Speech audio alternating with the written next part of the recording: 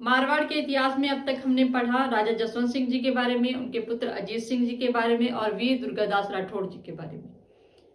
अजीत सिंह जी के बारे में हमने पढ़ा कि कैसे उनका जन्म हुआ और कैसे वीर दुर्गादास राठौड़ जी जो उनके संरक्षक थे वो उन्हें जोधपुर लेकर आते हैं, उनका राज तिलक होता है, कैसे 30 साल तक दुर्गादास राठौड़ जी उस शासन को संभालते हैं एक संरक्षक के रूप में।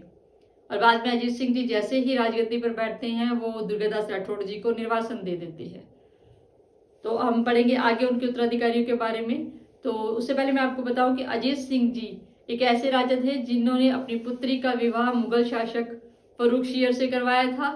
वो एक आखिरी विवाह था जो एक राजपूत राजकुमारी का विवाह एक मुगल के साथ हुआ था। अब आगे हम पढ़ेंगे उनके उत्तराधिकारी के बारे में। तो अजीत सिंह जी के 2 पुत्र थे,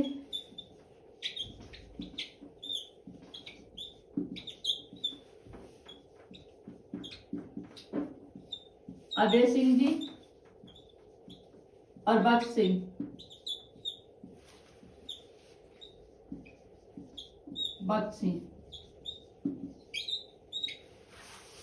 इनके बारे में कहा जाता है कि इन दोनों पुत्रों ने ही अपने पिता की हत्या की थी और फिर राजपाट उनसे छीना था। तो अभय सिंह जी के कहने पर बख्श सिंह ने मौका ताकते ही अपने पिता की हत्या कर दी थी। 1725 ईस्वी में जब अभय सिंह दक्षिण अभियान में गए हुए थे, दक्षिण में उस समय मराठाओं का राज था, दक्षिण अभियान की तरफ गए हुए थे, तो उन्होंने वहां से वापस आकर अपने राज तिलक का समारोह का आयोजन किया और अपने भाई बख्श सिंह को नागौर की जागीर दी। नागौर की जागीर, नागौर पर उस समय जो राजा था वहां का वो थे इंद्र सिंह जी। इंद्र सिंह, अब ये इंद्र सिंह कौन थे? याद हो आपको मैंने पढ़ाया था अमर सिंह। तो अमर सिंह और जसवंत सिंह दोनों भाई थे। अमर सिंह बड़े थे, जसवंत सिंह छोटे थे, लेकिन उनकी पिता की प्रिय रानी की कहने की वजह से जसवंत सिंह को जोधपुर का राजा बनाया गया और अमर सिंह को नागौर की जागीर दी गई थी। तो इंद्र सिंह अमर सिंह के पोते थे, अमर सिंह के पोते थे।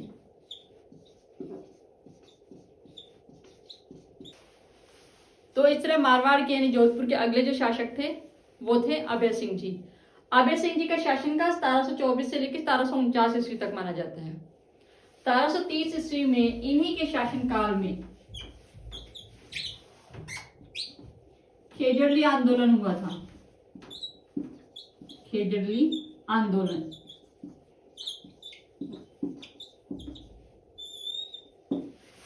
इस आंदोलन में क्या हुआ था, मेहरानगढ़ दुर्ग में निर्माण कार्य चल रहा था। वहां चुनने के लिए कुछ पेड़ों की जरूरत थी। तो वहां के जो निर्माणकर्ता थे उन्होंने सैनिकों को कहा भी आप खेजड़ी के वृक्ष जो पास में एक ना गांव था खेजड़ी, क्योंकि खेजड़ी के वृक्ष वहां ज्यादा थे इसीलिए उस गांव का नाम खेजड़ी पड़ गया था। तो वो वहां पेड़ लेने चले गए, वो पेड़ काटना शुरू कर देते हैं। तो वहां पर एक औरत थी अमृता देवी विश्नोई, अमृता देवी विश्नोई, अमृता देवी विश्नोई।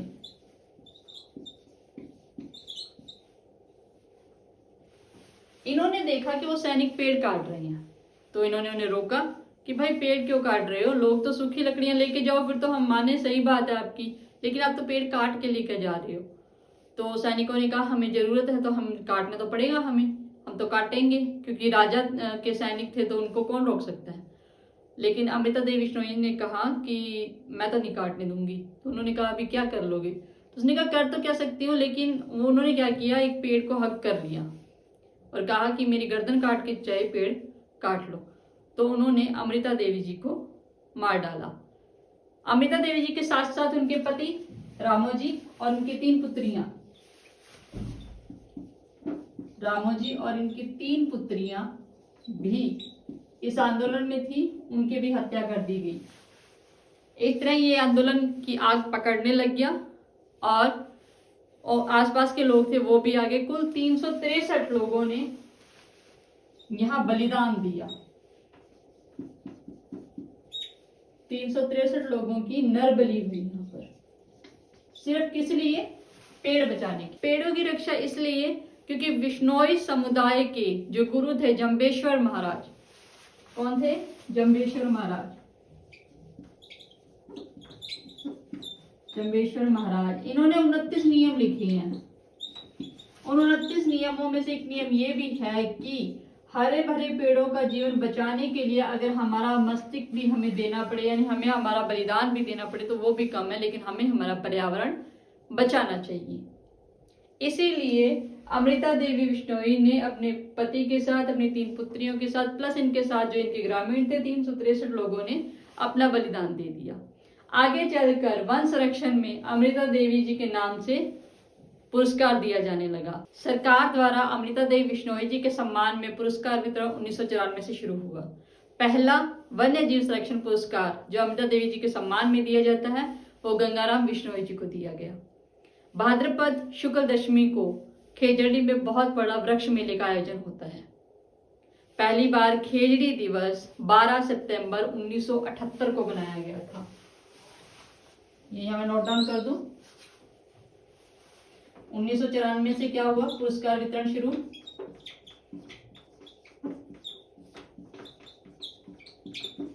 पहला किसको दिया गया, गंगाराम बिश्नोई जी को। बिश्नोई जी को पहली बार आयोजन खेजड़ी दिवस के नाम से 12 सितंबर 1978 को। मेला कब लगता है, शुक्ल पक्ष भाद्रपद की दशमी को खेजड़ी में वृक्ष मेला लगता है, वृक्ष मेला। और इस आंदोलन को क्या नाम दिया गया था, चिपको आंदोलन, क्योंकि सब भाग करके चिपक गए थे, चिपको आंदोलन। वैसे देखा जाए क्या बलिदान था, पेड़ों के लिए अपनी जान कुर्बान। सल्यूट ऐसे पर्सन को जो पेड़ों के लिए अपनी जिंदगी को दांव पर लगा देते हैं।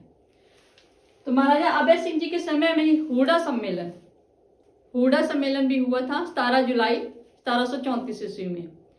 तो इस सम्मेलन में अलग अलग राज्यों से राजकुमार और महाराज आए थे और इनकी जो अध्यक्षता की थी वो जगत सिंह द्वितीय जी ने। मेवाड़ की हिस्ट्री में मैंने आपको पढ़ाया था हुडा सम्मेलन के बारे में, तो इसके बारे में थोड़ा सा और डिटेल कर लेते हैं। तो उसमें मैंने आपको ये भी बताया था कि जोधपुर से अभय सिंह जी और नागौर से बख्त सिंह जी आए थे, ये वही थे हुडा सम्मेलन में। हुडा सम्मेलन में हुआ क्या था कि मराठाओं की बढ़ती हुई शक्तियों को देखकर उन पर अंकुश लगाने के लिए सम्मेलन बुलाया गया था। बारिश का मौसम था। बाद में उन्होंने ये डिसाइड किया था कि बारिश के बाद आक्रमण करेंगे और मराठाओं की शक्तियों पर अंकुश लगाएंगे, लेकिन बाद में ये सम्मेलन विफल हो गया था। तो हुडा सम्मेलन हुआ कब था,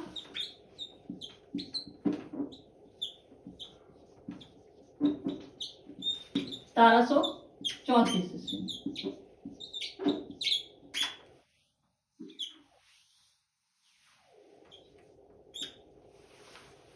इस सम्मेलन की विफलता का एक ही कारण था कि बाद में ये सारे शासक, कुछों ने तो मुगलों के साथ संधि कर ली और कुछ आपस में ही मतभेद के कारण एक दूसरे के दुश्मन बन गए थे। हर राजा अपनी राजनीतिक उपलब्धियों को दिखाने के लिए और अपने अस्तित्व को दिखाने के लिए कोई ना कोई निर्माण कार्य तो करके जाता है। हर एक राजा का निर्माण कार्य था। वैसे अभय सिंह जी ने कुछ निर्माण करवाए थे। वो था चोखा गांव का बगीचा, 8 पहलू कुआं, फतेहपुर। ये फतेहपुर इन्होंने अहमदाबाद विजय की याद में बनवाया था। जब अहमदाबाद में ये विजय प्राप्त करके आए थे उसी याद में बनवाया था। दरबार नामक बड़ा शामियाना, ये बड़े बड़े राजकीय जो राजाओं के जो समारोह होते थे उसमें काम आता था। और इंद्र विमान ये हाथी का जो रथ नहीं होता था, हाथी के पीछे जो रथ बांधते हैं वो था इंद्र विमान। वो सूर सागर नामक स्थान पर रखा हुआ है। अगर दरबारी विद्वानों की बात करें तो हमें अभय सिंह जी के युद्ध कौशल के बारे में उनके विद्वानों से ही पता लगता है, उनकी कीर्तियां जो उस समय से लिखी गई थी। तो इनके एक दरबारी कवि थे कर्णिदान जी और एक थे वीरभान जी। कर्णिदान जी ने सूरज प्रकाश लिखा था। सूरज प्रकाश जैसे अभय सिंह जी के पूरे यानी इनके दादा परदादा सबकी कहानियां इसमें थी, पूरा इतिहास इसमें था। लेकिन अभय सिंह जी के कहने पर सिर्फ उनके युद्ध कौशल को लिखा जाए ये बात इन्होंने कही। तो इसमें उन्होंने बिरध श्रृंगार की रचना की थी। इसमें सिर्फ अभय सिंह जी के युद्ध कौशल के बारे में लिखा हुआ है। वैसे वीरभान जी ने राजरूपक लिखा। राजरूप बख्श जब अहमदाबाद विजय यानी अहमदाबाद में युद्ध के लिए गए थे अभय सिंह जी, तब वीरभद्र जी साथ गए थे। तो आंखों देखा हाल यानी उस युद्ध का इन्होंने इसमें लिखा है। अभय सिंह जी की मृत्यु 1749 ईस्वी में हो जाती है। इनके बाद इनके पुत्र राम सिंह अगले राजा बनते हैं, लेकिन राम सिंह जी सिर्फ 1 साल यानी 1749 से लेकर 1750 तक रहते हैं, क्योंकि इनके चाचा जी यानी बख्श सिंह जी जो नागौर के राजा थे, उनको मौका मिल जाता है, वो इधर जोधपुर पर अटैक कर देते हैं और वहां पर अपना आधिपत्य स्थापित कर लेते हैं। बख्श सिंह अजमेर को भी अपने अंडर करते हैं, वहां पर भी आक्रमण करते हैं। और उस समय मराठाओं का जो था राजपाट चल रहा था, मराठा अपनी शक्ति को बढ़ा रहे थे, तो मराठाओं को भी अजमेर चाहिए था। तो बख्श सिंह और मराठाओं के बीच में भी युद्ध हुआ था।